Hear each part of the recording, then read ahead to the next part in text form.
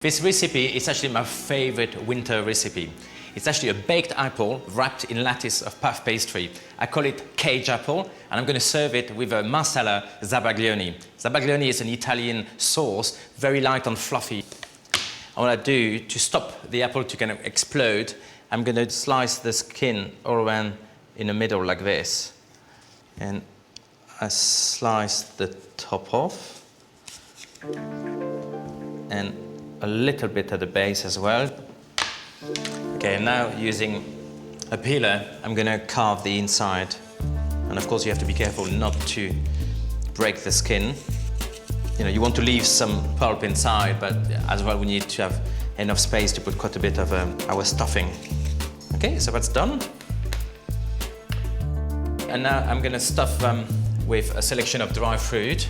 So I got some chopped apricot, some golden sultanas, and I got some apricot preserve here. So I'm just going to put a good spoon of apricot preserve, push it down. Just going to put a little slice of butter on each one, unsalted butter. Sprinkle a bit of dark brown sugar to give a nice molassy taste. So if you imagine when this is going to go in the oven, you know, the butter is going to melt right through the apples, the sugar is going to caramelize. To complete the filling, sprinkle cinnamon and top with walnuts. And we're going to prepare the puff pastry, the lattice. We've got a sheet of puff pastry here, rolled to roughly 2 millimeters, so not too thin. And I'm going to use this lattice roller. You can get that in all department stores. And what you do, it's you just press it down your puff pastry, and that will give you a beautiful lattice effect. And when it's going to bake, it's going to stretch even more as well. I got 2 egg yolks here. And I'm going to give it a good brush on the pastry to give it a nice golden color.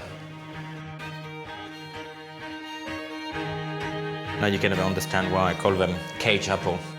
The apple, by the time it's cooked, it's going to be all nice and mushy. You're going to get the juice coming out of it, but you're going to get the crunchiness and flakiness of the golden puff pastry. And that's going to go in the oven, temperature of 180, and it will take 40 to 50 minutes depending on your oven. Now for the Zabaglione sauce. Beat egg yolks and caster sugar together.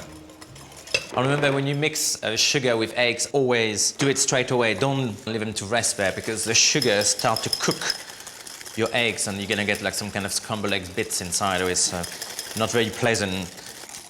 Okay, so I'm going to place that in, on a bain-marie, and we just want really to heat it up.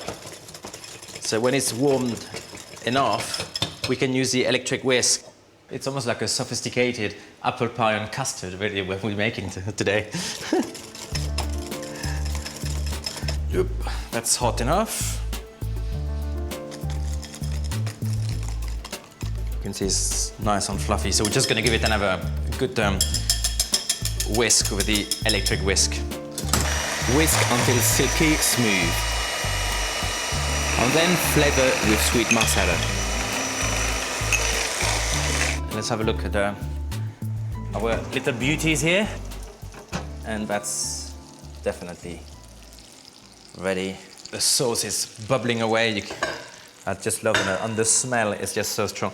Lovely golden pastry, nice and crunchy. And you can see the apple are ready to almost collapse. At home, I will just serve everybody straight from the dish, straight on the table, straight from the oven with the lovely Zabaglione. The mixture of the butter, the spices, and the apple juice, it's going to be just so delicious. Here we are, my favorite winter dessert, cage apple with a Marsala Zabaglione. And if you want to see more exciting recipes like this one, just subscribe. It's absolutely free. See you very soon for another Baking Mad Monday.